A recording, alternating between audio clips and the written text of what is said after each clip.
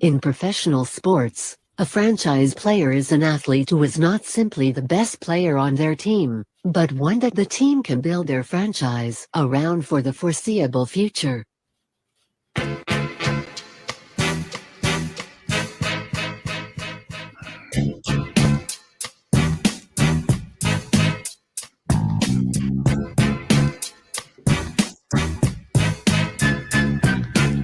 Welcome into another brand new edition of Franchise Players here on WWBG 1470 AM in Guilford County, WTOB 980 AM, 96.7 FM in Forsyth County. So if you're in Greensboro or Winston-Salem, you're able to check out Franchise Players every Friday afternoon starting at 5 p.m., part of the Tobacco Road Sports Radio TGI Friday lineup. I'm your host, Desmond Johnson, and it's a Bleav Takeover today. We got a bunch of Bleav podcast hosts in the house. It's the NFL Draft next week starting Thursday. We're less than a week away now from the beginning of the draft. Our beloved Carolina Panthers have the number one pick. I know that if you follow me, you probably see my face on way too many things already that have to do with the Carolina Panthers this week. So I'm trying to limit the amount of conversation I have regarding the Panthers. Not a whole lot left to talk about at this point, in my opinion, but definitely go and check out the Bleav in Carolina Panthers podcast. Myself, Skylar Callahan from Sports Illustrated, and Panthers all-time leading rusher Jonathan Stewart. New episode just dropped on Wednesday, and definitely you should go and check that out. Some comments from the general manager, Scott Fitterer, that were pretty eye-opening in our opinion. With us right now, co-host of the Bleav in Arizona Cardinals podcast, Ed Smith, and the Bleav in Jets podcast, Andrew Golden, joining us here. And I thought it would be pretty cool, especially having you on, Andrew, because the Jets, they've got some things going on outside of the draft that I don't know if people have kind of just tuned it out or aren't worried about it, but I wanted to do a little bit of an NFL roundtable first. Bleav's draft expert Joe Deleone will be on segment 2 to give us his mock top 10. He was with us about 3 weeks ago and gave us a mock top 5, and we figured it might change by the time I bring him back on. So he's going to give us a final mock, and then these guys will be back in segment 3 with their thoughts on the draft itself. But before we get into that, I want to do a little roundtable in the NFL. Starting off in New York, Andrew, are your folks worried about what's going on? Because it sounds like nothing is happening in terms of Aaron Rodgers to the Jets. It feels like it's almost fizzled out. What exactly is going on from what you're understanding up there? Yeah, Desmond, thanks for having me first and foremost. I got to get you to send me the clip to that intro music. That was real smooth. I need to have that playing when I'm scouting players closing out this week before the draft. That's going to keep me going for that. You got to make sure you send me that over. Yeah, from the Jets' perspective, quite honestly, I'm not going to be worried until we're a few weeks from week 1 and nothing has happened yet. Because to be completely, totally honest, the best thing for the Jets is that this happens after the draft. Because then they can keep all of their 2023 picks, use them to build the team to try and win this year with Aaron Rodgers. And any picks they're trading in 2024 are going to come after a season in which Aaron Rodgers is their quarterback. Probably going to be a pretty, decent season, hopefully, and a better record than the Jets usually have. Those picks are going to be further down in the draft order in 2024, as opposed to where they are right now in 2023. You're not really making this move if you're the Jets with your thought process being, we're going to take Aaron Rodgers and have him be our quarterback for 5 years. Right. You got 1 year guaranteed and not anything past that. So let's sell out for 2023, keep all of our ammo for this year, fill out the remaining holes on this roster that they still need to fill, and go try and win a championship right now. Deal with what we can deal with in 2024 in the future. They're going for broke, kind of like the Rams right now. So if that's what you're going to do, then go all out. Ed, give me the Green Bay side of this, because after hearing that, it makes total sense for the Jets to try to parlay to get their picks sent out for next year, when in theory their record should be better with Aaron Rodgers under center. I would imagine Green Bay is not feeling that, and that's why we haven't had a deal done yet. What do you think Green Bay is thinking right now in terms of what they need to do to get this deal done? Because it feels like the bridge has been burned too much for Rodgers to return to Green Bay. And I think I saw Tennessee popped up as a potential spot now in terms of maybe offering a trade for Aaron Rodgers as well. So if you're Green Bay, what are you thinking right now, a week out from the draft? Well, once again, thank you for having me, Des. And I do need that music too. That was on point. We were all sitting here bobbing our heads before the show. Green Bay is sitting there, and I think the relationship has been burnt. The bridges have been burnt between Aaron and front office, and they're sitting there and they're just thinking, it's almost like a bad marriage at this point. We can't recoup this. But, at the same time, we're not going to just give them away for nothing. So, they pretty much have drawn the line in the sand of what they want. The problem is, as we will get closer to the draft, and I think the Jets are playing this the right way. You don't want to just give away everything, knowing that, you got this high pick in the first round. So why not just, hold off a little bit? Because we all know at this point, Rodgers is, I think I won't call it a mistake, but when Rodgers came out and pretty much said that, yes, I'm going to be a Jet moving forward, he pretty much, kind of signed the contract already. So the Packers are sitting there like, well, okay, well, he's already declared. It's like I said, it's like a bad marriage. The two couples have come together and they've said they've split. So it's like everybody knows, and it's like, okay, so we're just going to wait here and see what happens. We don't have to, just give them away for nothing. So they're playing. I think both sides are playing a little bit of chicken, knowing that in the end it's going to happen. It's just a matter of, how it finally comes down in the end, but I think, as Andrew said, the Jets are playing this the right way. Packers are playing it the right way. It's all going to happen. It's just a matter of time. It kind of feels that way, and it does kind of start to feel like now they are waiting for after the draft so that the Jets can actually use the draft picks they have for this year and send off whatever to Green Bay for 2024. So that could be the holdup there. But most of the people I see, they're like, don't panic till it's July. Like if it's July, we got it done, then there's something really wrong going on. So we'll keep an eye on that situation. It's funny too, because it feels like his entire career, Aaron Rodgers has tried to distance himself from being compared to Brett Favre, and it feels like he's following the same steps that Brett, like literally following the exact same steps that Brett Favre did on his way out of Green Bay, Wisconsin. Got Ed Smith in with us and Andrew Golden, Bleav podcast host and the Bleav NFL side for the Jets and for the Cards, respectfully. Jalen Hurts made huge news this week, signing a 5-year, $255 million deal, the largest in NFL history, over 177 million guaranteed in that deal. Really technically only had one good season before this happened, but since he was drafted in the second round, there was no chance to give him a 5th-year option. So this was, kind of the time to try to strike here. And a stark difference from what's happening in Baltimore with Lamar Jackson, where it feels like Baltimore is doing the same thing Dallas did with Dak Prescott and kind of trying to wait the market out. Are we at a point now where quarterbacks are like real estate in the NFL and like their value is not going to go back down like the way running backs have? Or quarterback salary is just going to keep going up and up and up? Because right now Hurts is at 51 million per season. I think Rodgers is at 50 per season, and Russell Wilson is third.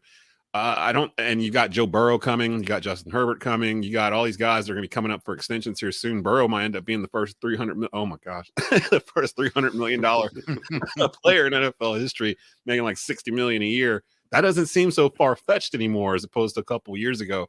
Ed, you're a former NFL player. When you see these contracts come across your screen, what goes across your mind when you see these massive numbers for these quarterbacks that are starting to come in now? Well, two things. One, I was born at the wrong time and I played the wrong position. With these quarterbacks, man, it's almost like it's next man up, and it's, there's no evaluation of, well, this is what he should be paid. It's hey, well, this guy got paid this, so obviously you have to be paid more than him. And, it's a little bit of a head scratcher.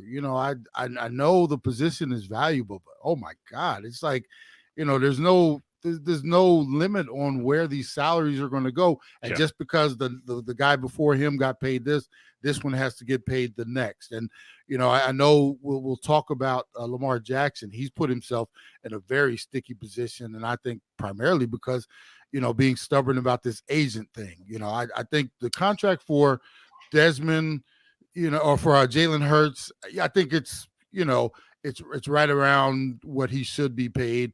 The Eagles, because of that, like as you mentioned, there's that he was a second round pick. He didn't have that 5th-year option. Who would have ever thought that would be a benefit for a player? But yeah, that's how it worked out for him. He ends up getting paid early, and I'm telling you, I wish I was a quarterback.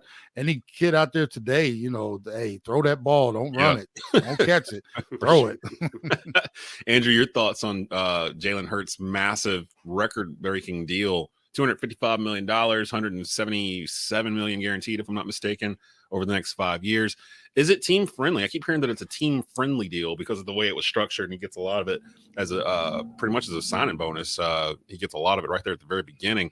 It's kind of similar to Pat Mahomes' deal when it came out, and that was actually, why are they saying Jalen is the biggest? Because Pat Mahomes was $400 million. I think it's the annual. I think it's average per year. Yeah, because Pat Mahomes is making like 35 or something like that per year because of that contract, but he can get out of it in like a year or two or something and do it again. So, Andrew, what were your thoughts when you heard about the Jalen Hurts deal, and is it good for Philly to lock him up to that amount? Yeah, you know what, Desmond? I actually think it is good for Philly. And the reason why is something you actually mentioned a little bit ago. You talked about all the other quarterbacks that need new deals very, very soon. And so I think, like Ed said as well, every time one gets a new contract, the next one's got to one up them, and it's got to go higher and higher and higher. The earlier you sign your guy, the cheaper it's going to be in the long run. Because unfortunately, it seems like quarterback, more than any other position, the players have the bargaining power. They really, own the negotiations where they're getting so much of a significantly higher percentage of the salary cap than any of the other positions on the team, where other positions of value can try and make the same argument for large deals or top of the league pay or to be the highest paid player at their position. And they get told to, you got to wait, or we'll give you, a $1 million, a million per season more to make you the highest paid player. And 40% of the deal is going to be guaranteed, not 80% of it. There's a completely different market here for quarterbacks.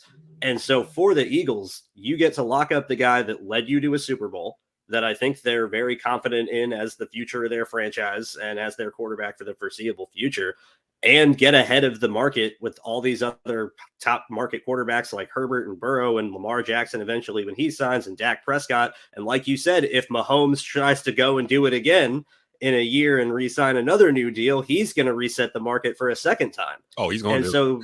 So the Eagles, I think, are in a really advantageous position. And last but not least, I think this is a really underrated point. The Eagles lost both of their coordinators to head coaching jobs this past offseason. They need leadership in that building. They need guys that they can look to and go, this is our guy, our team. This is the guy who's going to stand up in front of the new locker room at the start of the season and not be afraid to command the room and take over and really, trust in this guy to be your leader. And I think giving him this contract shows that you trust in him and you're expecting that to pay off for you in the long run. I think it's a really smart move. Andrew Golden from the Bleav in Jets podcast, and Ed Smith from Bleav in Cardinals joining us here. It's a Bleav podcast network takeover here on Franchise Players today. Let's talk about Lamar. Since we were talking about Jalen, they kind of intersect each other. You mentioned, I think it was you that mentioned this, Ed, that he needs an agent. How critical is it that he does not have an agent? And is that, in your mind, is that the main reason why this is stretched out for so long? Because if I'm not mistaken, I could have swore I had read that the Ravens had offered Lamar something similar to what Jalen just got, but it was like $200 million in guarantees. And since it wasn't fully guaranteed, Lamar turned it down. Now looking at this situation, it doesn't feel like the Deshaun Watson contract is the standard bearer going forward. It's the outlier. Like everything else is kind of same type of area. Give me your thoughts on this. Did Lamar play himself by not having an agent? And what should he do now that this Jalen Hurts deal is signed? Because yes, Jalen Hurts did lead his team to a Super Bowl, and he's got a better playoff record than Lamar. Lamar is a 26-year-old former league MVP, basically entering his prime. What do you do if you're Lamar Jackson today?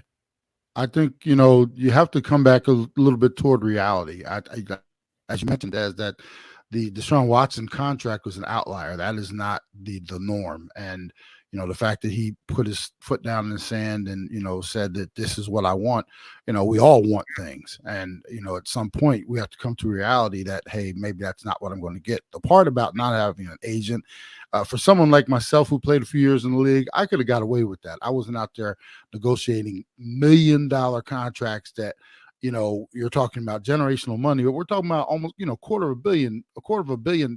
These are complex contracts. And the thing about having an agent in this situation isn't even not about the money. Sometimes it's more about the guidance, the fact that, you're in there negotiating with these teams. The agents are experienced one in doing that.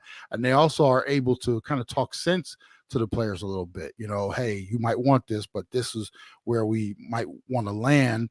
And also the intricacies of some of these contracts. You're talking about having bonuses put in there, incentives, like you said with Jalen's contract, maybe getting more of the money up front. There are all kind of things that these agents do. And for Lamar to be in there trying to negotiate with his mom and friends and stuff like that, and the team having to basically, kind of tutor him on this, and him not having the sense to listen, that shows me that he is in a bad place right now. And you ask, what should he do? What he should do is go find an agent, kind of eat crow at this point, because, hey, the long game is over. We took that shot. It's not going to work.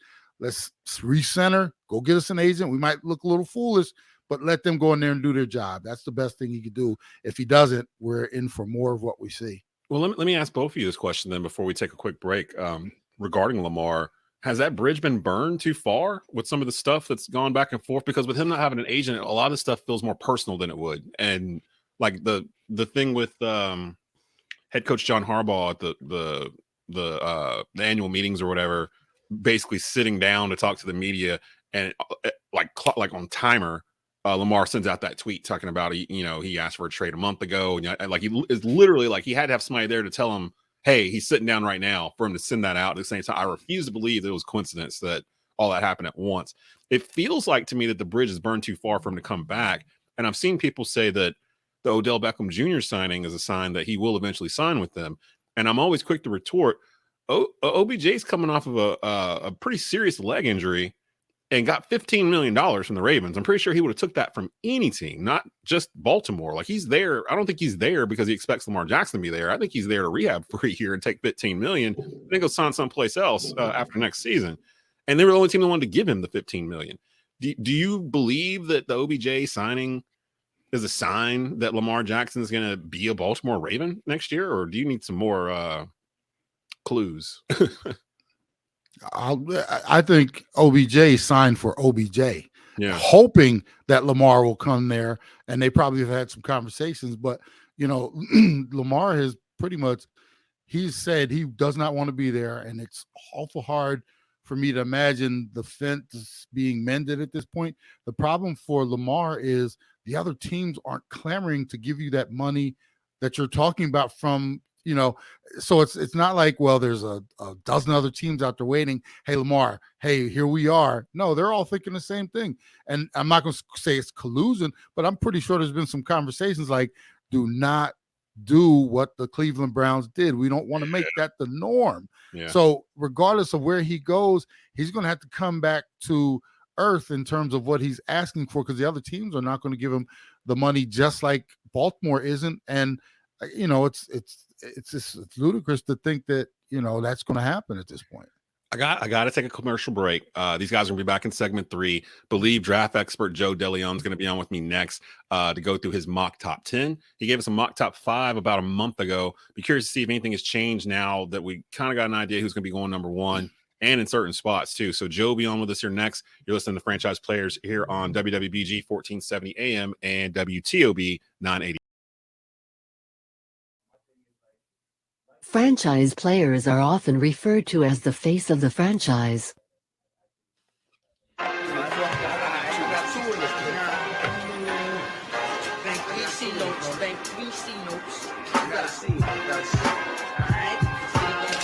Welcome back into Franchise Players here on TobaccoRoadSportsRadio.com. Part of our TGI Friday lineup every Friday afternoon from 3 to 6 p.m. You can catch us at 5 o'clock right after Out of Pocket with Michael Davis. And if you missed it there in Greensboro, you can hear us in Winston-Salem on WTOB 980 AM, 96.7 FM at 6 o'clock every single Friday afternoon. We're in the middle of a Bleav Podcast Network's Takeover. Ed Smith and Andrew Golden will be back with me here in segment 3 in just a bit. They'll give us their thoughts on the draft. But when we're talking about the NFL draft, I had to go get Bleav's NFL draft expert, Joe Deleone's been on with us a couple of times. I had to grab you. It's going to probably be the last one before the draft since it's Thursday and we are on Friday. So I had to come grab you one final time you did a top 5 mock draft with us a couple of weeks ago. Some things have changed since the last time I spoke to you. So I'm very curious as to where we're going to go here for some of these. So without any further ado, matter of fact, I'm going to go ahead and pull up the draft board for those watching at home so we can actually see who's picking what and where. And of course, our beloved Carolina Panthers here are on the clock first. Man, that sound gets me going every time. We're so close, and it gets me so juiced up hearing that sound. Just like so the Carolina Panthers are on the clock with the first pick in the 2023 NFL Draft. The Carolina Panthers select. I'm going with Bryce Young here. Look, I think that him canceling those other visits is very telling. And I know the last time we came on here, I said CJ Stroud. It was a lot more indirect indications that was going to be what happened. And then over the past couple of weeks, my co-host Ryan Roberts kept getting in my ear. He's like, "This is Bryce Young. It's going to be Bryce Young. It's going to be Bryce Young." And I kept saying to him, "I don't know, Ryan. Let's just wait a second." But him moving those visits is pretty telling. You get Bryce Young, you're in a position in the next couple of years to win the division because that division is terrible. And I think that he makes the most sense of this pick. I've come around on Bryce Young too. I like the Steph Curry on grass comparison that I keep hearing because they kind of made it out where, let's just be real, Steph Curry has changed the game of basketball and the way it's played, like globally. And he was kind of looked at coming into the league where, where's he going to fit? He's too small. His frame is too slight, injury prone. Can't jack 35-foot 3-pointers and make it work. Like everything about him coming in, people were doubting it was going to work. Now, a decade plus later, he's a multiple-time league MVP, finals MVP, probably a top 10 all-time player, period. And it's because Golden State took a chance on him. I feel like Carolina is going to do the same thing with Bryce Young. Pick number 2, the Houston Texans select with the second overall pick of the NFL Draft. So we've gotten some rumors that they may not be going quarterback here. And you know what? I'm biting on the rumors. I'm biting on the smoke. I think that Caserio is going to be a little careful in this spot.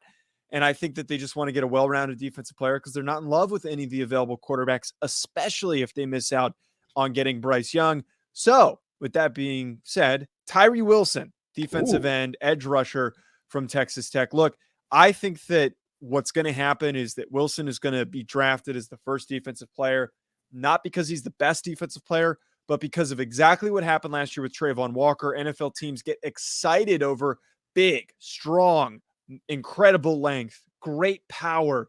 And a lot of teams are going to look at that guy and say, if I can tap into that and I can get more production out of what he did in college, he's going to be a dominant defensive end in the NFL.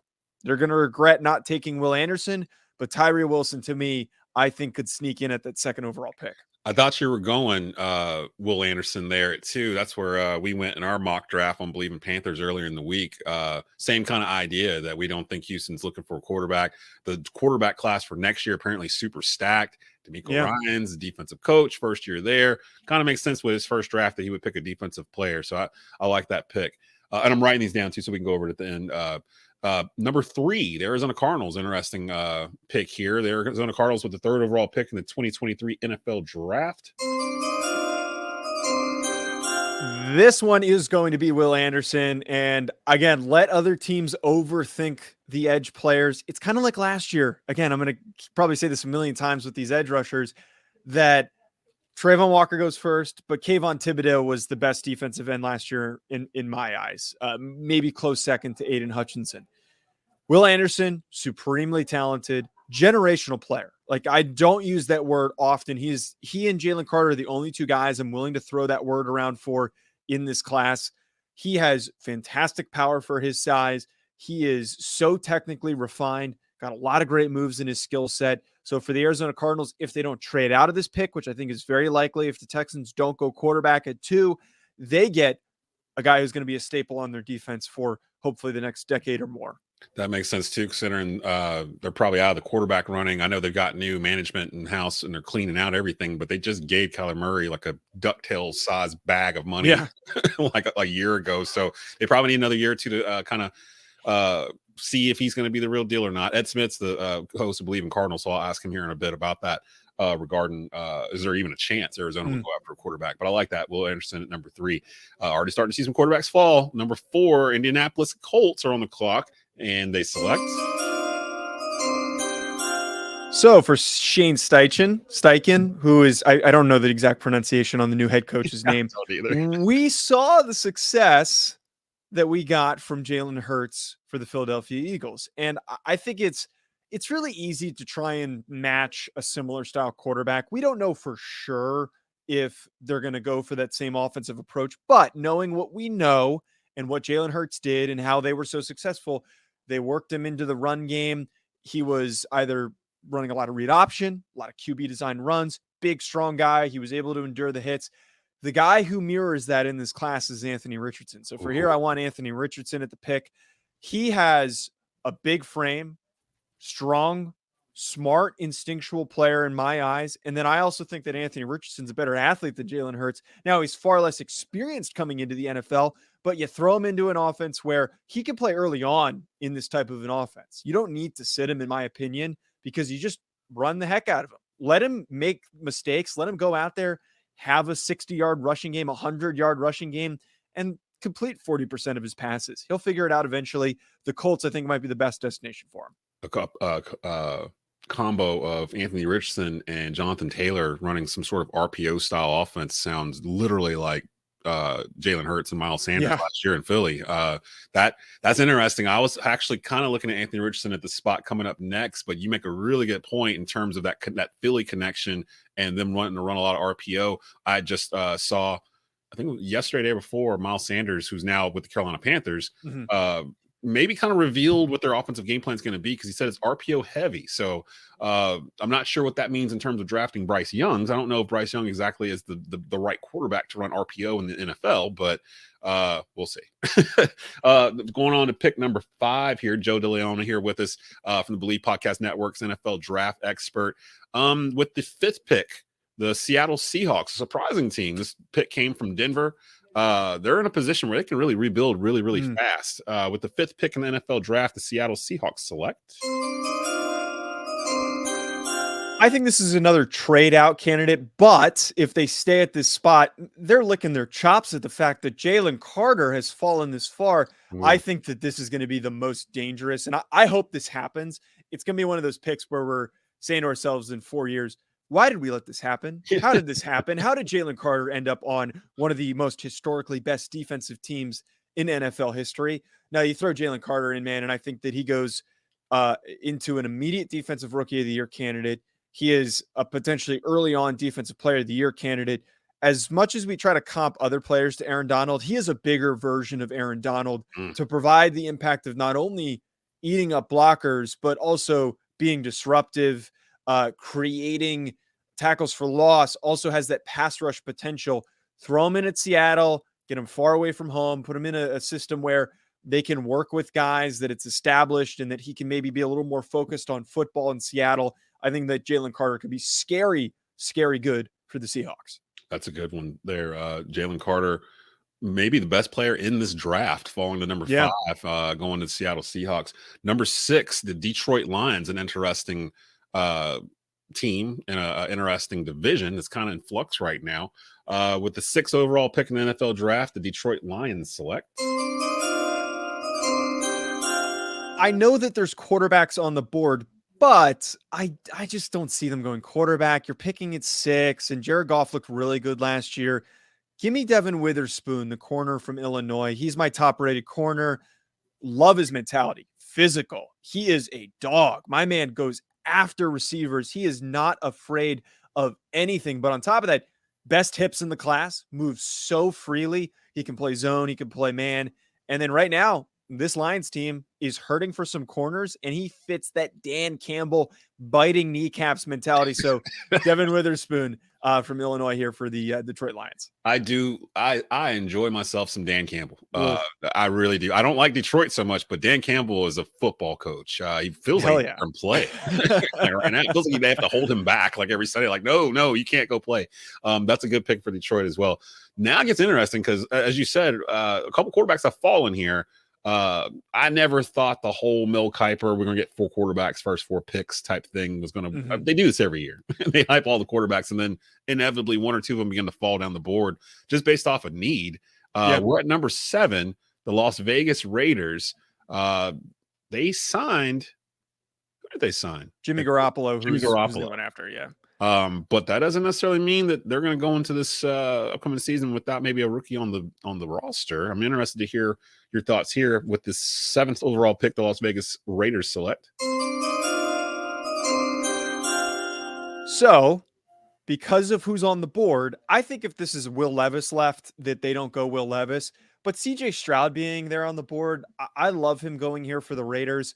I know that it's a complicated offense to learn, but I think his traits best suit what Josh McDaniels has looked for in quarterbacks. And we saw that first year for Mac Jones, what made him successful. Some parallels maybe to be made there. You also don't need to rush out CJ Stroud with Jimmy Garoppolo. Let them compete a little bit. Let CJ Stroud sit. I think that he's somebody who just needs to get caught up to the speed of the NFL game in terms of decision-making. But if you have CJ Stroud, don't think twice. Draft him. Get your guy for the future. If Jimmy G starts this year and does well, let him sit, and then eventually he'll take over when he's ready. It's fun. I really don't want to make the joke, but eventually he would get a chance anyway because Jimmy G always gets hurt. Oh, yeah. And like by week 4, he probably would have to replace him because of injury. Stroud, get in there. You knew it was coming. Get in there. Right. It's crazy how CJ Stroud's draft stock has gone drastically up, and now it's kind of going back down, and he hasn't really done anything to justify any of that. But other than that last game versus Georgia, I think that gave him that bump, and now he's starting to settle back where he probably would have been if, say, they gotten blown out in that game or he didn't play well in that game. Right, and I think that, look, the best comp for him is Jared Goff, and I think that if you're getting Jared Goff, you don't want to take him super high, but you want to take him in the top 10, and I think that's realistically where he's going to end up going. And there's usually a big wariness for taking these Ohio State quarterbacks. So I think 7's a pretty realistic range for him to go. 8's interesting. The Atlanta Falcons are on the board. They have Desmond Ridder. They drafted him 3rd round last year. That doesn't necessarily mean he's the incumbent starter. They need a lot of everything, pretty much. With the 8th pick in the NFL draft, the 2023 NFL draft, the Atlanta Falcons select. As much as I want to go Will Levis here, I think if also same with the Raiders situation, if CJ Stroud's not on the board, they're probably not going to go quarterback. I don't think a lot of teams are totally in love with Will Levis as much as that's been painted. Yeah, it seems like his stock's really falling right now. Well, I think it was just overblown from the jump. But to that point, the Falcons, they just need some defensive line help. Maybe this is an offensive line type pick. But give me Lucas Van Ness from Iowa. You throw him into that group with Grady Jarrett. You add some good size, some twitchiness, some length. Lucas Van Ness from Iowa is a very underrated, growing, developing player that as this team gets better, you just add good football players, good athletes, and it's going to make that defense a lot better. That was very, very weak last season. How do you spell his last name? I'm not familiar with. Van Ness, Vanness. Oh, Van Ness. There's a space between them. And he's Iowa. Okay, gotcha. Yep. And that was over to the Falcons. So the Falcons select Van Ness with the 9th pick. As we round the corner here, the Chicago Bears, who the Panthers traded with, they're now sitting in Carolina's former slot at number 9. They have a quarterback in Justin Fields, and it looks like they are starting to surround him with they're surrounding him with Panthers. He's got Deonta Foreman in the backfield. In that trade, they got DJ Moore. So he's got some weapons now, but we kind of know what happens to quarterbacks in Chicago. I can probably name on 2 fingers quarterbacks that have survived in Chicago and maybe even thrived there. And Jim McMahon is one of them. So it's not really a place quarterbacks go and excel. So I'm hoping Justin Fields is able to overcome that. But they've got needs all over the place too, particularly on defense. With the 9th pick in the NFL draft, 1st round, the Chicago Bears select. This has to be an offensive lineman. They desperately need to protect Justin Fields. They got him a receiver. They went and got DJ Moore in this trade to move back. Give me Paris Johnson Jr. from Ohio State. He can plug in at either tackle spot, depending on where they want Braxton Jones to play. He is a fantastic athlete, great length for the position, plug and play starter. Might need a little bit of time to develop, but his ceiling is massively high. And I think he's going to be a great pro, and he fits perfectly with what the Bears need as a young roster that is slowly taking steps in the right direction. And then finally, it's amazing how much draft capital the Philadelphia Eagles have. They're just annoying. Yeah, it really is. They're super young. They got a $255 million quarterback signed over the next 5 years in Jalen Hurts. That came out earlier this week. With the 10th overall pick, the Philadelphia Eagles select in the first round of the 2023 NFL Draft.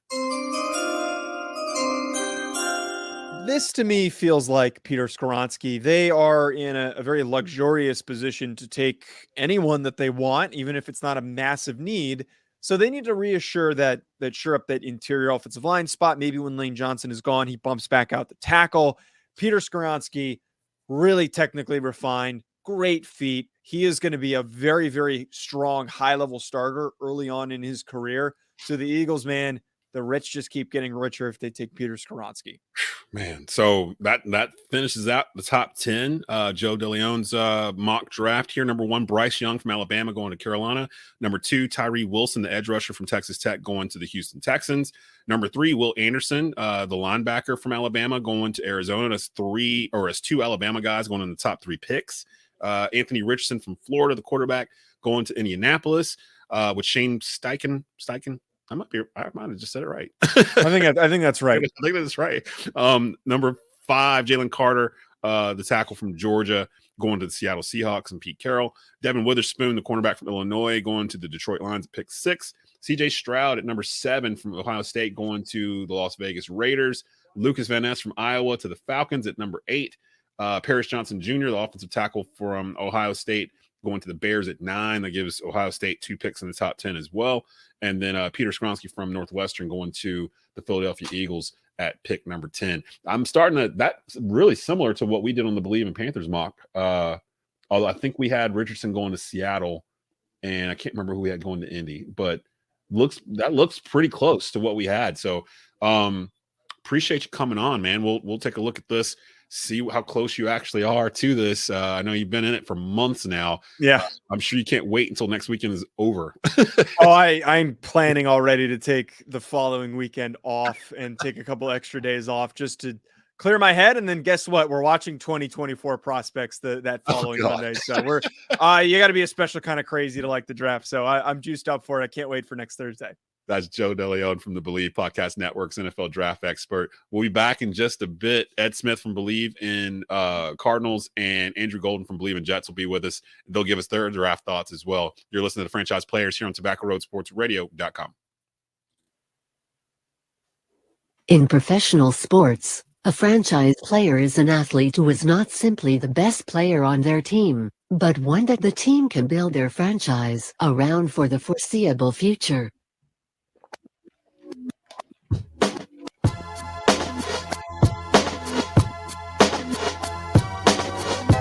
Welcome back to Franchise Players. It's a Bleav Podcast Network's takeover our Franchise Players today. Ed Smith from Bleav in Cardinals and Andrew Golden from Bleav in Jets back here with me to finish up the show. Shout out to Joe Deleone for the mock draft top 10 that we just did. This episode will be available on all major podcast platforms here shortly. Spotify, Google, iTunes, Stitcher, Anchor, you name it, it'll be in one of those spots. Or you can go watch the video at youtube.com/@Tobacco Road Sports Radio. Guys, wanted to get your thoughts on the draft itself before I got you out of here. A lot of talk about the 4 quarterbacks at the top of this draft.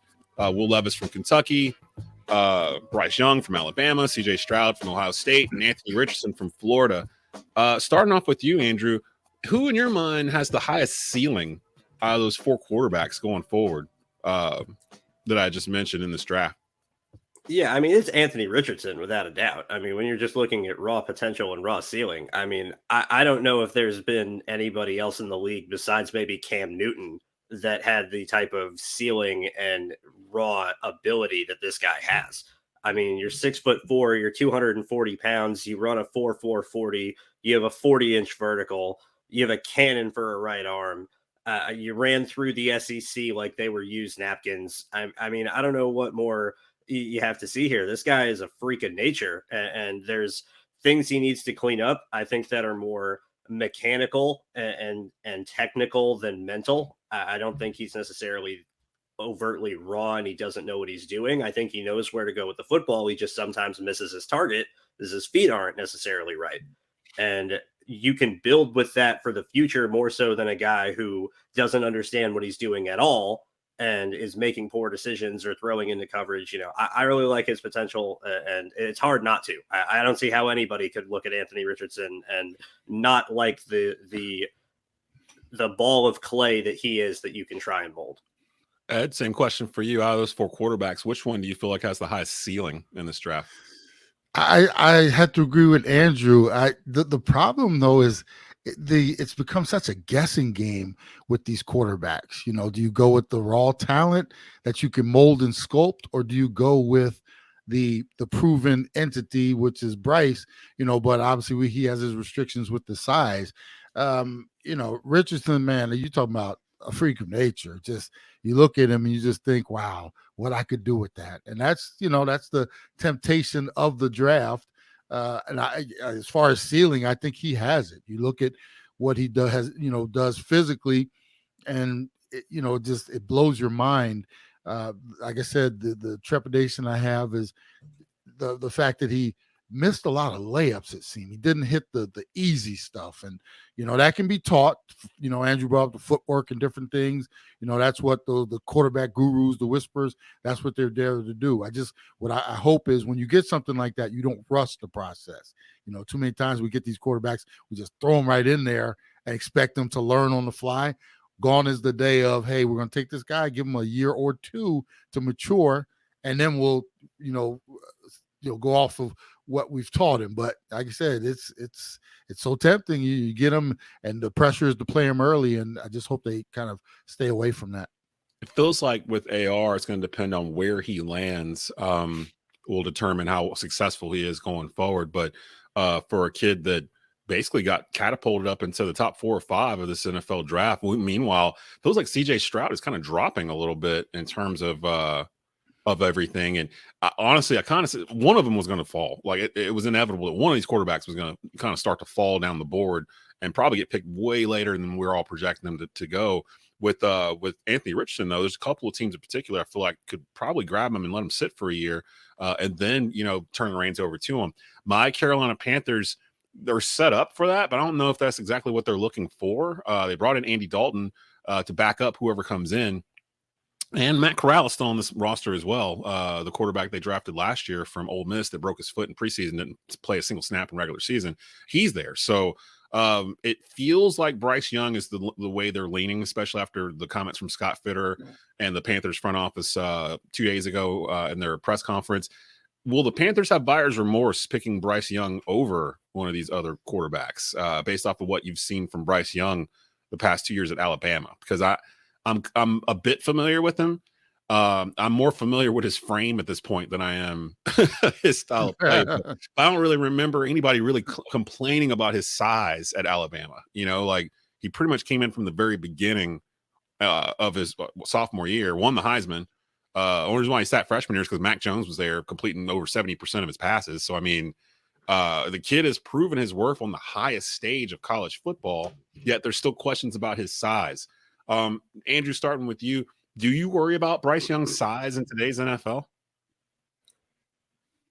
It's concerning.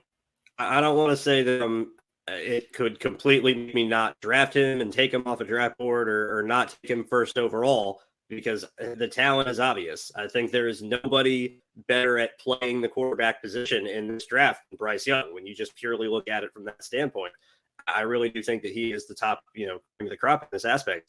But we're talking about a guy that's historically small. He's not just a little small. When you're comparing him to, if you go on a mock draftable, look at their database, they're every quarterback to enter the league since 1999. He's in like the bottom 10th percentile in height and weight in both aspects. And that's really, really concerning. I think he's in the 2nd percentile for weight. It's really, really low.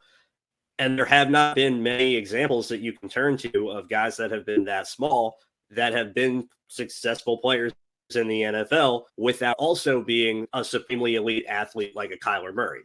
And that's where I think the difference with Bryce Young is that if Bryce Young was Kyler Murray fast and this dual threat mobile guy who can, turn a defense into mush and it's hard to bring down because he's so quick, no one can get a hand on him, I think you're having a little bit different of a conversation. But Young wants to play from the pocket. He wants to evade, shuffle, and make people miss in the pocket. He only really runs when he has to. He wants to throw first and foremost. And so you're trusting a guy that's 5'10" and 200 pounds, maybe, to be a pocket quarterback. And I just think that if there's going to be a guy you're going to take to trust to do that, it's Bryce Young. And having done that in the SEC, he's got a pretty good reputation, to back that up, going against the best of the best in college football, and didn't seem to stop him there whatsoever either. I'm not so worried about Bryce Young's ability to play in the NFL at his size. I'm worried about Bryce Young's ability to last in the NFL at his size. What are your thoughts on that, Ed? Because, I mean, you're a former NFL player, and yeah, he would be pretty much the smallest quarterback in NFL history, if I'm not mistaken, or close to it. What are your thoughts on his size? Because at first I was like, yeah, I'm a little worried about not so much his height. I was more worried about his his weight, his build, because he's very slender. And I think he weighs like 190 or something right now, 185. But you can add weight to a guy. Fitter was actually talking about how Russell Wilson, when they drafted him, he was at like 190. They got him, or he was at 200 or 205. They got him 220 or something like that in a year or two. But to Andrew's point, Russell Wilson was an athlete. He played baseball as well as football. So there was a little bit of that dynamic. Kyler Murray, same thing. Bryce doesn't have that going on, but he's been this size his entire life. Like every level he's played on, he's been the small guy, and he's excelled at every single layer. We've kind of talked ourselves over at Bleav in Panthers and into Bryce Young. It took a while for us to get Stu over because he wants Anthony Richardson. And I'm just like, I don't think they're going to pick him at number one. And I don't think they're going to trade down for him either when they just did all this to trade up to one. Will they have buyer's remorse if they pick Bryce Young, do you think, based off of what you've seen of this young man? What's crazy is, and I'll ask you both this, when you look at Kyler Murray, because obviously I have the experience out here with Kyler Murray as our quarterback, and then you look at Bryce, it's like, doesn't he look taller than Kyler Murray? I don't, for me, and maybe it's almost like this is an optical illusion. I keep looking at Murray and I'm like, he looks so tiny, and Bryce, maybe because of his weight, he doesn't look as big. Slender. Well, there's a picture floating around online of both. I think they were filming a Heisman House commercial for Nissan or something last year, and they're standing side by side. They're about the same height, but Kyler's much thicker than like his hips and his whole body. He looks like he weighs about 15, 20 pounds more than him. But we say all this, and Kyler's on the injured reserve list right now. And I think their styles of play are different too, because Kyler scrambles a lot, like to the edges to get out of the way. Bryce seems to stay in the pocket, like deep snaps, staying there, reading it, and throwing it to the middle of the field like the money shot. I'll let you continue. That would actually be encouraging for me, because the problem with Kyler Murray, he's not confident enough to stand in the pocket. That's why he constantly scrambles. And if you watch, I mean, like a Drew Brees, used to watch Drew would be on those tippy toes, man, looking through the trees. Kyler is not so uncomfortable in the pocket. That's why he's got that spin out move where he always does. And then, if the pressure's there, then he goes down, or he scrambles, which is good because he has the escapability, but it's so unpredictable because, as you mentioned, at least Bryce loves to stay in there and throw the ball down the middle of the field. Kyler, if you'll notice, there's a lot of side to side throwing. Our offense is very horizontal instead of vertical.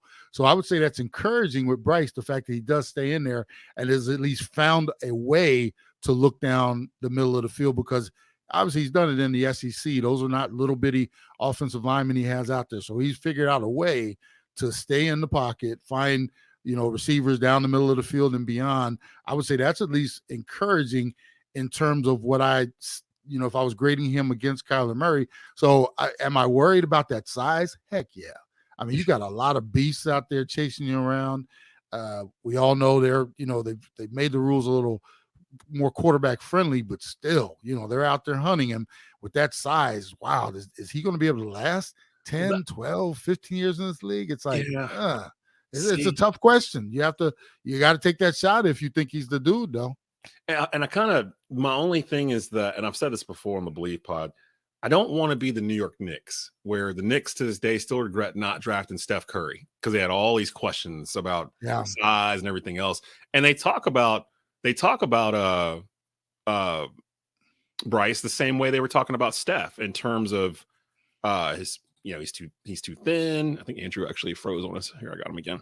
That he's too thin, and that he's not going to last, and all this other stuff. And then he came in and changed the entire way we play basketball. And I think that's the thing I'm worried about with Bryce, that if we don't draft him and say Houston gets him and he ends up being Steph Curry on grass or whatever, and he's doing stuff that we haven't seen, or maybe we've seen it in a taller version in Pat Mahomes, but it's in a smaller version, so it looks even crazier.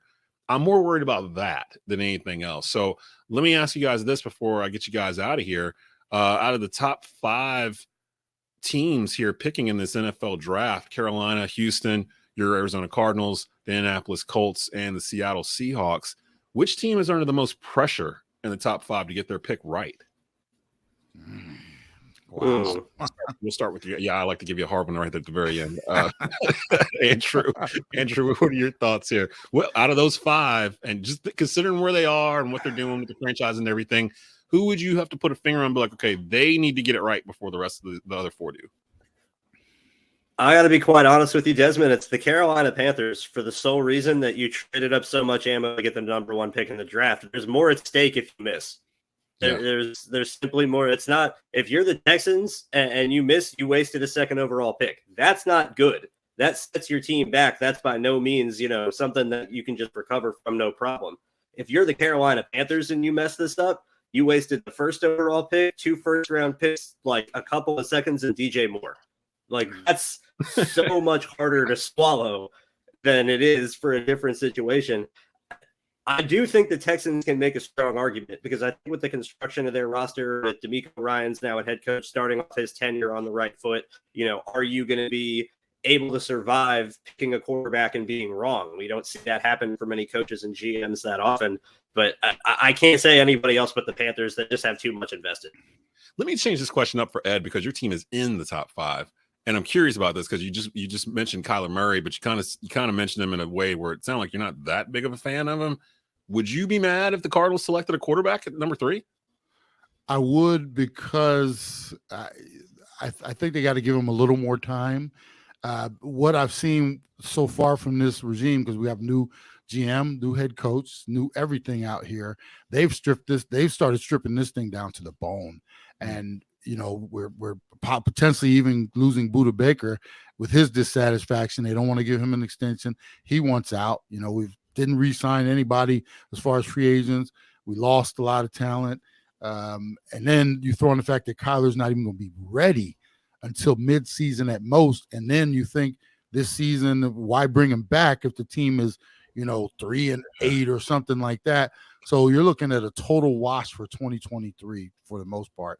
So there's not a lot of, there's not a lot going right out here as far as the way this whole thing has started off for Austin Fort and Gannon, our new head coach. I think they would be, you did this just a few years ago, remember, with picking Rosen, and it wasn't this regime, but you picked Rosen. 1 year later, you get rid of him, get new, head coach and Kyler Murray. I think you got to give it a little more time. If you draft a quarterback now, it's almost like you're waving a flag and you're totally giving up on this thing. And I think it would cause a total uproar out here, because too many people believe that Kyler might be the future if you give him time. You got to change his attitude and a lot of different things about him. But to go off of that talent, I think would be a big red flag. And I don't think they're quite crazy enough to do that without giving him at least a shot next year. I mean, because like I said, they just gave him a huge bag. Yeah, they did.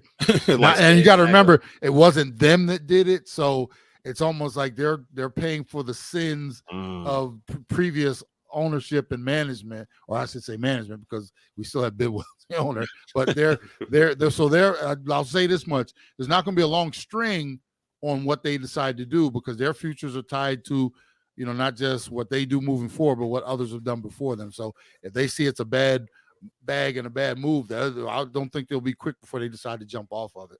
We are out of time. I got to get out of here. But before we do, I did want to say, I mentioned earlier in the show that I, reveal where I thought Anthony Richardson would land. It's going to be somewhere in that 4-5 spot. I think either Indy or Seattle is going to grab him. And Seattle would actually be the best place for him. Outside that's of my Carolina. guess. Yeah, because he can That's sit my behind guess, Geno Desmond. Smith for a year, and the way that Geno Smith Exactly. contract is, they can get out of it after a year as well. So he got most of that money up front, so he could be tutored to a certain extent by Geno, and then they turn over the keys to Richardson.